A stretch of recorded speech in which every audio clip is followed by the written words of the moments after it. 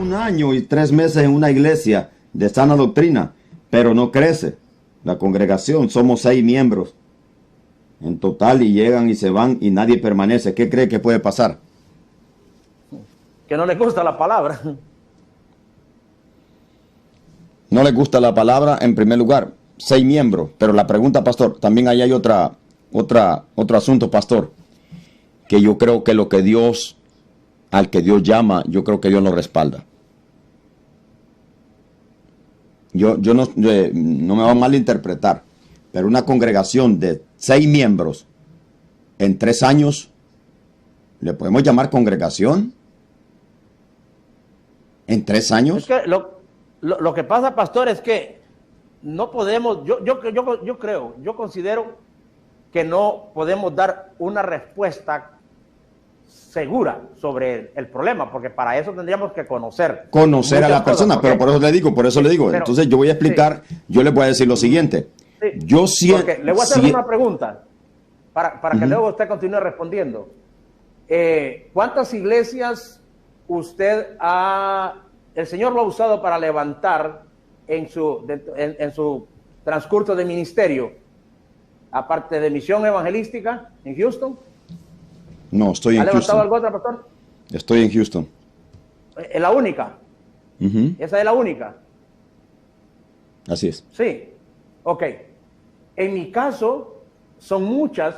Me ha llevado el Señor por diferentes lugares e incluso me tocó levantar iglesias dentro de la cárcel. Y así como llegué a un lugar en una cárcel donde pude levantar una congregación de 400 miembros, así de pronto llegué a otra donde que nunca pasé de 15. Y no era porque yo estuviera mal, no era porque yo no estuviera pensando, no, porque las condiciones de cada una de las cárceles, por eso le digo que hay que explicar varias cosas. Porque no es que sencillamente la gente se vaya, venga y se vaya. Pero, pastor, estamos viviendo en un tiempo donde no se le puede llamar iglesia a 30,000 que están en un estadio. Ni correcto, tampoco se le puede llamar iglesia a 2 que están en un lugar. Pastor, yo pienso que entendemos este concepto muy bien. No le podemos llamar iglesia a este montón de falsos porque ese es el problema que tenemos hoy en día. Que si tú creces, es que Dios está contigo. No siempre. Y que si tú no creces, es que Dios no está contigo. Tampoco siempre. Pero mi punto era otro. Mi punto era otro. Quiero dar a entender. Ajá. Ok, mi punto era otro. Mi punto es que hoy también estamos viendo en un tiempo que hoy hay gente que se ha puesto que Dios no la ha llamado. Ese era mi punto, pastor. Así es. Ah, bueno, correcto. Por eso estoy diciendo que para poder dar una respuesta correcta, tenemos que conocer todo el entorno de la persona, cómo predica, si realmente la persona ha sido llamada por Dios, si fue que él solo se puso, porque, pastor, yo conocí, por ejemplo, tuve uno de mis primeros maestros de Biblia que tuve en Costa Rica, aparte del pastor, que era un tremendo maestro, el primer pastor que yo tuve. Este maestro nos contaba a nosotros una experiencia. Él llegaba a la cárcel a visitarnos y a darnos clases. Él dice que él destruyó una iglesia de 600 miembros en Costa Rica, que como a él lo vieron que tenía mucha facilidad de palabra, un día le ofrecieron pastorear esta iglesia. Y él dice que llegó bien emocionado a pastorear esta iglesia porque dijo, yo tengo la capacidad. Y dice que a la vuelta de un mes, la iglesia tenía 60 miembros.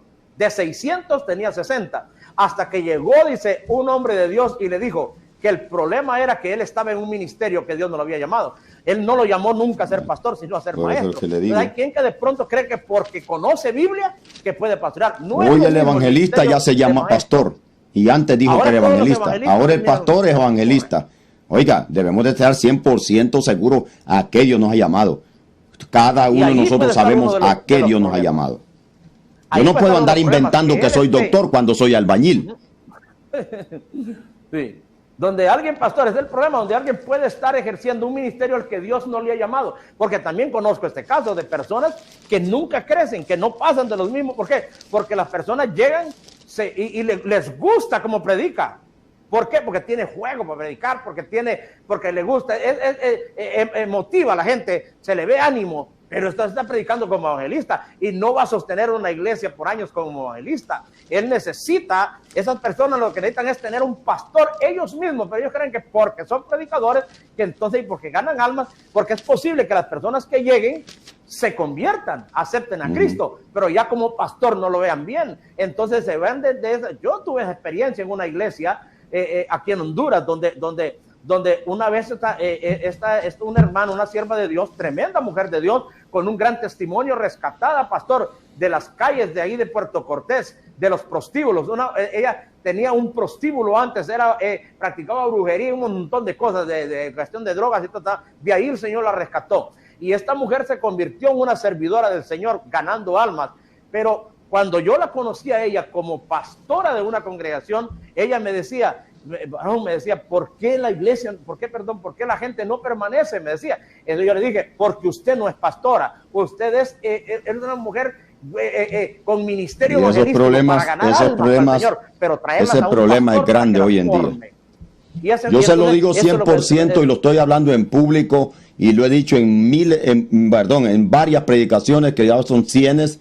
Yo lo he dicho públicamente desde que comencé. Si Dios no me hubiera llamado, se lo aseguro que yo estuviera trabajando y yo estuviera congregándome con un pastor. Así de sencillo lo hablo porque no soy haragán.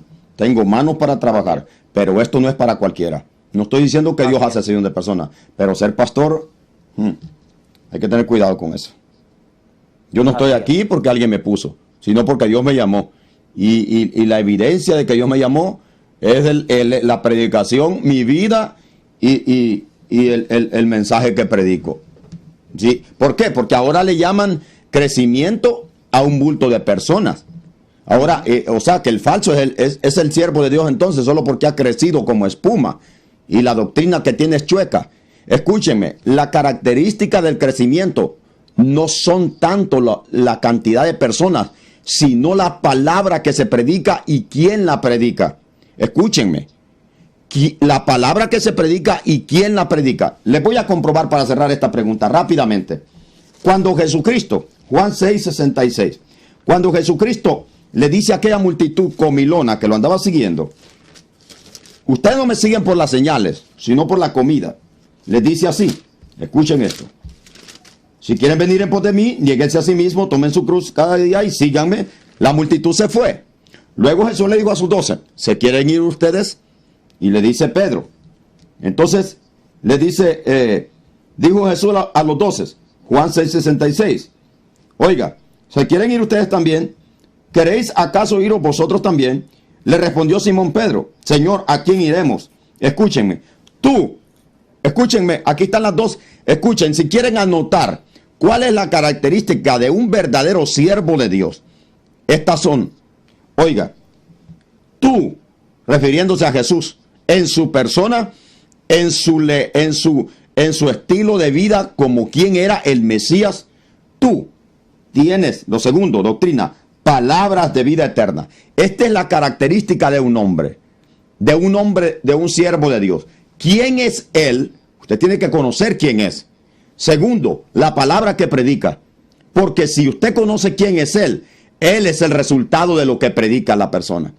O sea, si esa persona es un sinvergüenza y predica sana doctrina, es un falso, aunque predique sana doctrina. Si esa persona es de acuerdo a lo que predica, ese es un siervo de Dios. Aunque no tenga muchos, porque a Jesús se le fueron la gran multitud y solo se quedó con 12.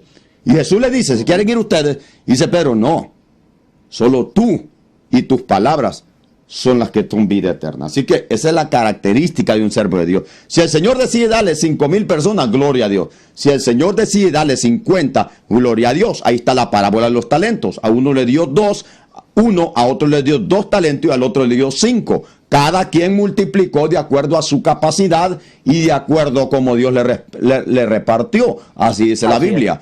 Dio dones a los hombres como Él quiso. Así que el de 1 tenía que multiplicar 2, no lo hizo, Dios lo maldijo. El de 2 multiplicó a 2, Dios lo bendijo. El de 5 multiplicó a 10 y Dios lo bendijo. Así que más claro creo que no está. Así es, no podemos, pastor, juzgar a nadie midiéndolo con el éxito o el fracaso de otro. ¿Por qué? Porque así como una persona puede tener solo 5 o 6, como dice este caso, pero si esos 6 están experimentando cambios, se está viendo el efecto de la palabra en ellos, pues entonces Dios está respaldando eso, porque no son los números. Entonces, igual como ese grupo, y aunque usted dijo que no se le puede llamar iglesia, pero bíblicamente se le puede llamar iglesia, porque la Biblia dice que donde hay 2 o 3 congregados en su nombre, ahí está Dios en medio de ellos. Pero el problema es que no los conocemos. El problema es que no se conocen. Entonces, yo no le puedo llamar iglesia a lo que no conozco. Entonces, si la hermana que está ahí conoce al pastor y sabe que es un siervo de Dios y predica la palabra y no crece, entonces no es problema del pastor, es problema de la gente. Correcto.